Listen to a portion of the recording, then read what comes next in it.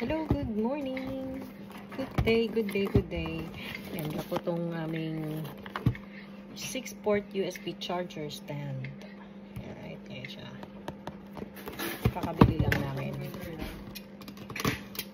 Open natin, tingnan natin.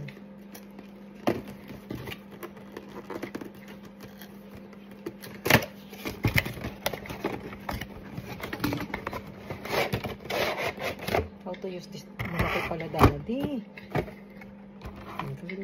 Hindi siya yung okay yung nga pala sa bagay. Tama. Ayan siya. Ilan to? Ito USB-C, Type-C. Ito USB 1, 2, 3, hanggang 4. So hanggang 5. Ano tong green? Ano ibig sabihin ng green? Wala. No, there... Ayan o. USB 5, A5, 5 volts din. 9 volts, T2A. Ano ibig sabihin? Ayan siya. So, nice. Tapos, meron siyang cord. Binili namin to sa Kmart.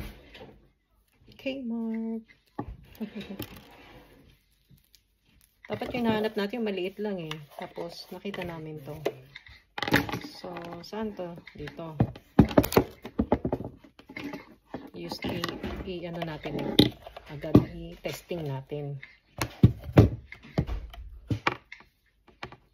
Testing natin. Saan yung ano natin? Saksakan dito.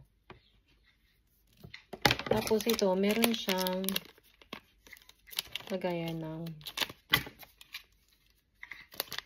ito.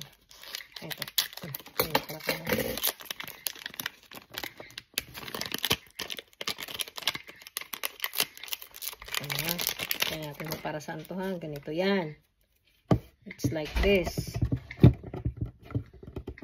Ay, hindi naman pala nakikita. Oh my God. Yan siya. So, yan. Tapos, yan.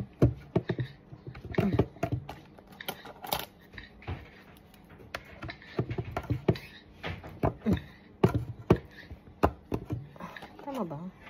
Baka baligtad ang lagay ko. Pero tama naman.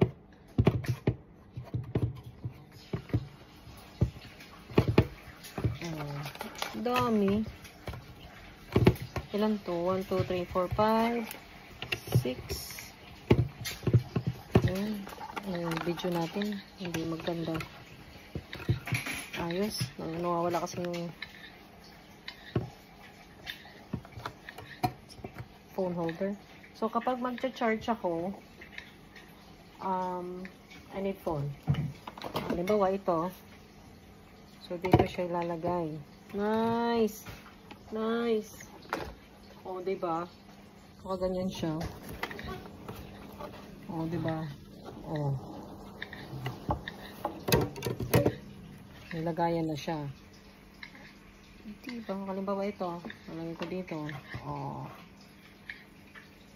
Alright. Nice.